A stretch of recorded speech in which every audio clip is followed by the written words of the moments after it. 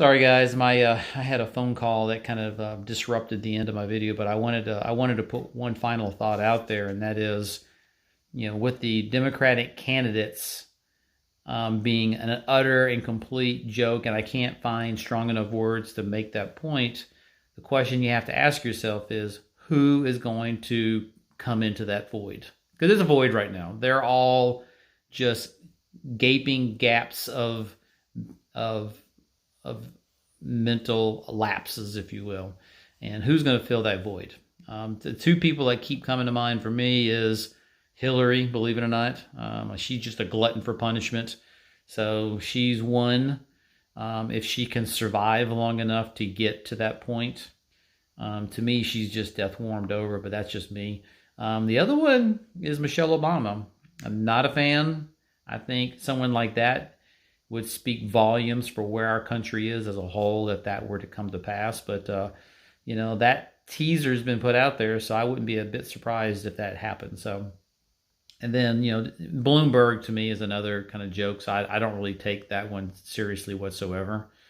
So anyway, that was kind of one of the final thoughts I wanted to put out there. And then, the more kind of holistic idea that, I continue to be one of those people that kind of look at the big picture, look at it from 60,000 feet, everything that's going on. And in a lot of ways, I'm spiritual as well. So I feel like, we're coming towards, and I don't want to use the word end times. It's really transition times. It's a lot, there's a lot of other ways of kind of phrasing it, but it's really the battle between good and evil. And I tend to believe that people inherently want to be good people. I think goodness begets goodness, and I think evil also begets evil. And I think because of this wrinkle in time that we've been able to place with our beloved president to lead we the people and our voice towards goodness, I think he's kind of disrupted, what evil is trying to do on this earth. And evil's like, you know what? It's almost like, like exorcism, if you will, where the devil effectively is inherently in you, and you are shining a light on them, and they can't help themselves but expose themselves, and then you fight that person head on. I kind of feel, I'm visual. I kind of think of things this way. So I feel like, we've thrown a light, we've injected a wrinkle in time. We've shown a light on what's really going on, and those people that are susceptible to waking up and seeing what's really going on, like me, like possibly you. And then there's those people that inherently are closed-minded. They're inherently blind to what's really going on. They're very susceptible to propaganda. They're exposing themselves. They're showing themselves for what they really are. And we're truly in a battle. I mean, this whole battle between, Democrats and Republicans and the presidency. And I mean, you look worldwide and evil is exposing itself on all fronts. And I think where that tipping point between good and evil in our world is what's really in flight right now. And I feel inherently there's probably more good in this world. There's more good in our country than there are evil. I travel a lot nationally, regionally. I have traveled internationally as well.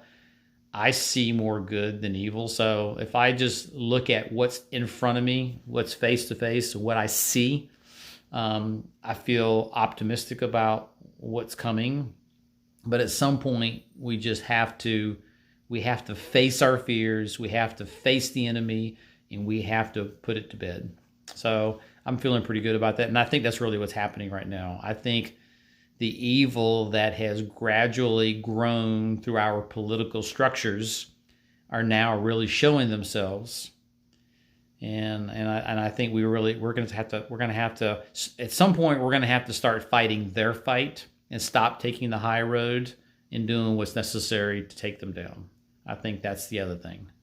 So anyway, just some more holistic I don't want to call it spiritual thoughts, but just kind of higher level thoughts around what's going on. You have to keep asking yourselves, what's the big picture?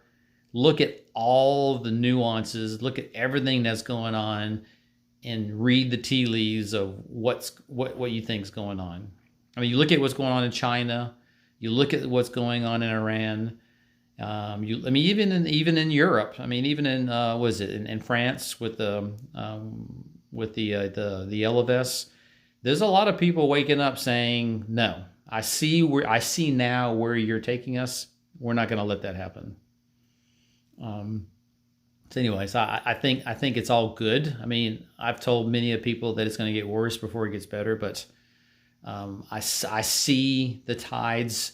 I see the people waking up and starting to say enough's enough and trying to take control, and everything going on. At some level, chaos can be a good thing. It can actually shake out the noise, expose what you're probably not willing to see, and allows you to clean things up. So when Trump says he's going to drain the swamp, a lot of that's going on, in my mind, is a good thing because it exposes people for what they are. It gets and it effectively does drain the swamp. And I know I keep saying that's the last point, but the other point too is that at some point our monetary system needs to be fixed, because I mean it's an age-old term, but man, it really applies, and that is money is at the root of all evil. Money dictates, drives, and motivates the behaviors we're seeing. So at some point, people keep talking about how we've got to figure out, we've got to restructure our monetary system. Obviously, debt's out of control, and there's really no recovering from it. And there's going to be a kind of a reset of some shape or form. I don't know what that really means. I keep hearing about it, but I don't know what that really means. If this does truly happen, and I can't help but think something financially is going to happen big that's going to affect a lot of us in a painful way, but whatever gets stood back up, it needs to be something that will disallow corruption that's driven by money. Something's got to happen. So in any event, take all that for what it is.